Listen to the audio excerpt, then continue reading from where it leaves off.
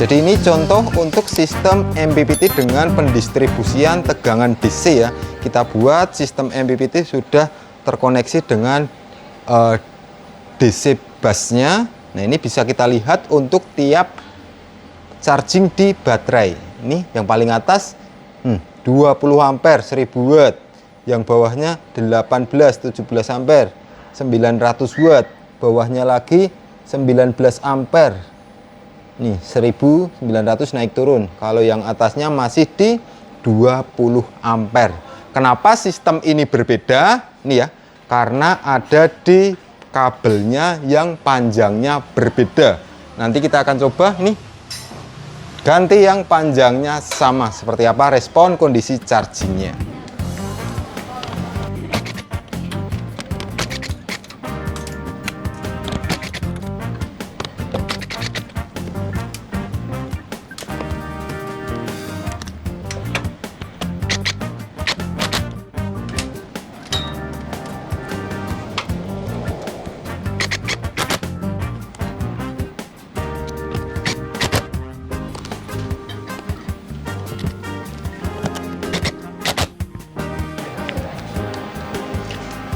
Jadi ini setelah kita ganti untuk kabel yang panjangnya sama.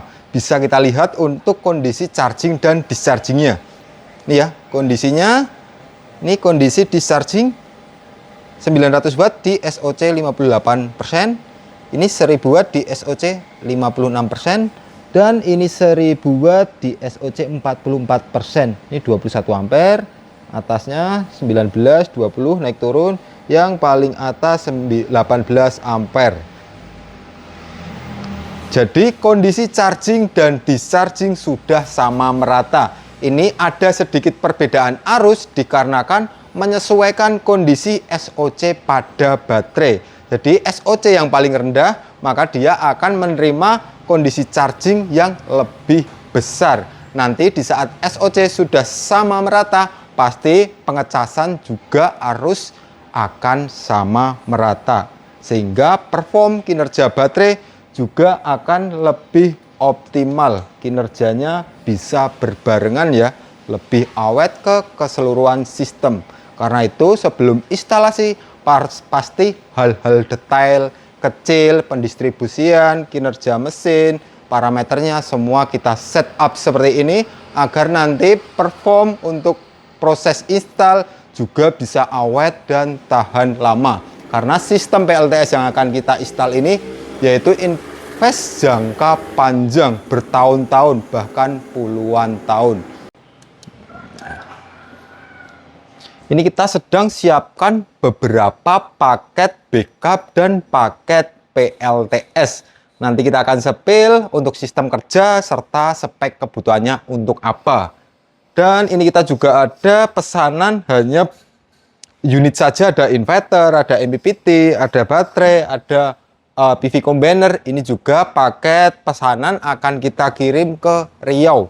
Sepertinya untuk backup sistem untuk PLTS ya, tapi ingin diinstal sendiri dan ingin dikonsep sendiri. Kalau yang sebelahnya ini langganan kita, pesanan Mas Rian Andika yang ada di Wonosari, Gunung Kidul. Jadi Mas Rian ini udah berkali-kali ya, 10 kali lebih order ke tempat kita untuk kebutuhan backup server yang kedepannya bisa untuk upgrade ke sistem PLTS juga. Karena di Gunung Kidul itu sering terjadi PLN padam. Karena itu butuh storage penampungan baterai maupun durasi backup yang panjang, mampu berjam-jam untuk backup kebutuhan beban di server. Dan yang paling pojok ini pesanan lagi, ini sama untuk server dari kampus Unuga yang ada di Cilacap. Kampus Unuga yang ada di Cilacap. Ini juga sama untuk kebutuhan server, yaitu yang dipesan unit inverter 5000 watt dengan daya output maksimum 5000 watt. Untuk baterai sendiri ini 10 kWh lithium. Jadi kapasitas baterai 51,2 volt di 200 Ah. Total storage-nya di 10 kWh. Jadi kalau beban hanya 1000 watt, sistem ini maksimum bertahan sampai 10 jam. Kalau 2000 watt 5 jam, kalau 5000 watt hanya di angka 2 jam.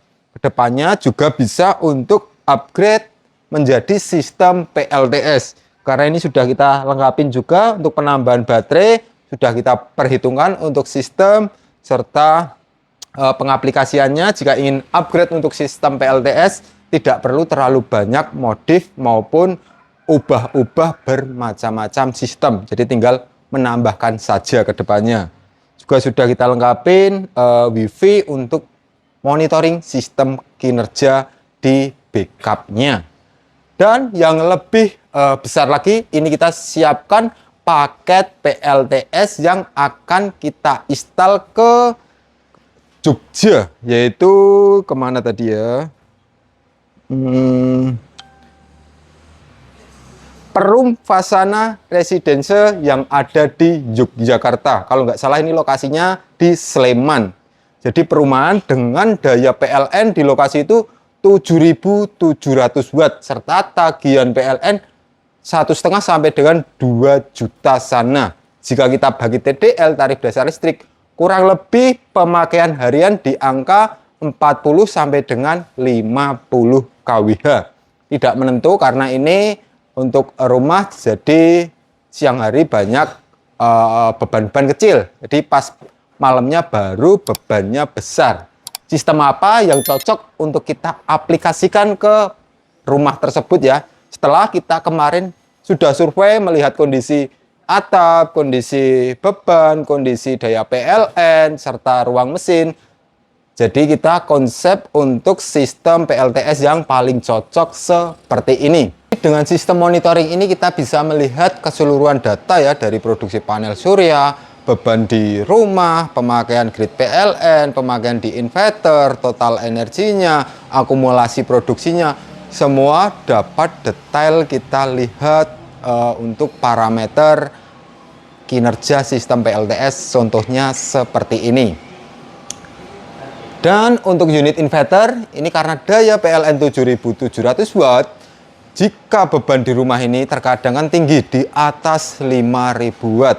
Karena itu kita menggunakan inverter Aspro Inverter LF6048 sebanyak 2 unit. Bisa saja kita menggunakan 1 unit inverter, tapi biasanya akan terjadi MCB PLN trip kalau kita menggunakan 1 unit inverter. Karena PLTS ini adalah PLTS sistem hybrid off grid. Jadi saat PLTS nggak kuat, otomatis berpindah ke grid PLN. Nah, di saat beban tinggi dengan perpindahan serentak, biasa akan terjadi trip di KWH PLN. Maka dari itu kita siasati menggunakan 2 unit inverter agar saat sistem perpindahan nggak terlalu besar, jadi bisa setengah-setengah, lebih smooth untuk beban di KWH PLN ya, separuh-separuh. Karena jika beban tinggi langsung berpindah ke PLN 100%, KWH PLN akan trip dan akan sering menjadi masalah untuk tuan rumah maupun untuk beban di lokasi. Seperti itu. Untuk inverter ini juga sudah mengadopsi untuk sistem sinkronus, jadi perpindahan tanpa jeda, tanpa kedip, tanpa persimpangan fase. Jadi walaupun kerja antara PLTS dan PLN sudah nggak perlu khawatir, tetap perpindahannya halus banget, nggak ada jeda, nggak ada kedip ya, sama. Terus untuk sistem inverter sendiri juga low frekuensi. Dia menggunakan trafo untuk beban-beban kejut, induktif, tentunya lebih aman, serta output juga lebih aman karena terisolasi. Sehingga beban di rumah pun juga lebih stabil. Dan yang paling bawah ini, bawahnya lagi ya, ini adalah sistem MPPT. Sistem MPPT kita konsep model rak juga, menggunakan satu pack dengan kapasitas 200 ampere, maksimum di 10 kWp untuk panel surya. Panel surya sendiri nanti kita konsep menggunakan 18 piece panel surya 585 WP atau totalnya di angka 10 kWp sana. Sudah ideal menggunakan MPPT ini ya. Untuk MPPT sendiri ini juga sudah kita perhitungkan untuk pendistribusian kondisi charging dan discharging agar merata ke bank baterai. Ini kita buat konsepnya seperti ini. Jadi dengan penambahan distribusi di MPPT ini lebih merata pengambilan daya maupun kondisi charging, discharging pada baterai, sehingga kinerja baterai dapat sama merata. Jadi detail-detail kecil pun juga kita perhitungkan. Untuk baterai sendiri yang kita gunakan ini baterai rack mount AW baterai, kapasitas di 10 kWh. Ini 51,2 volt, 200 ampere. Jadi totalnya satu pack ini di 10 kWh. Ini kita pakai tahap pertama karena ingin melihat kinerja realnya. Kita pasang untuk 3 piece baterai dengan total storage si baterai ini di angka 30 kWh. Sedangkan rata-rata produksi dari panel surya dengan kapasitas 10 kWp menggunakan MPPT kapasitas 200 ampere, rata-rata di angka 35 sampai dengan 40 kWh. Karena beban siang hari hanya kecil, maka dari itu produksi panel surya yang gede siang hari langsung dipakai untuk beban sebagian dan selebihnya akan dikirim ke bank baterai untuk kondisi sore hari saat panel surya sudah kecil maupun saat malam harinya. Jika dirasa masih kurang, kedepannya bisa lagi nambahkan di bawah. Ini di bawah kita juga sudah tambahkan untuk slot baterainya ya. Terus tidak lupa juga ini untuk pendistribusian dari PV-nya kita siapkan juga PV combiner untuk pertemuan string antar panel surya serta sistem proteksinya. Dan untuk pendistribusian AC-nya dari grid PLN serta inverter PLTS kita juga sudah siapkan Aspro panel distribusi AC-nya. Sudah sistem COS bypass, sistem KWH meter sudah kita konsep di sini sehingga secara analog data energi KWH bisa kita lihat di panel AC distributornya. Nanti secara online kita juga bisa lihat datanya di monitoring ya, Home Assistant. Nah, langsung aja ya teman-teman, kita lihat proses instalasi di lokasi seperti apa.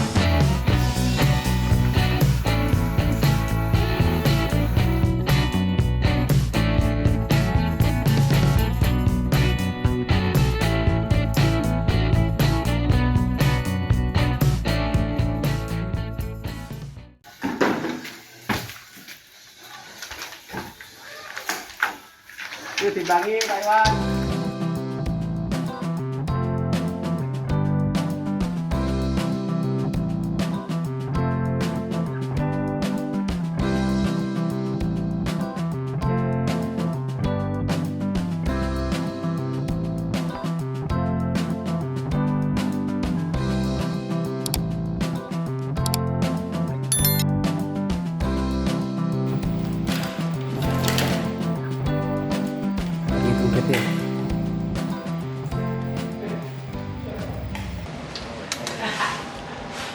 Jadi seperti itu ya teman-teman untuk proses instalasi PLTS kapasitas 10 kWp yang ada di Perum Vanessa di Yogyakarta.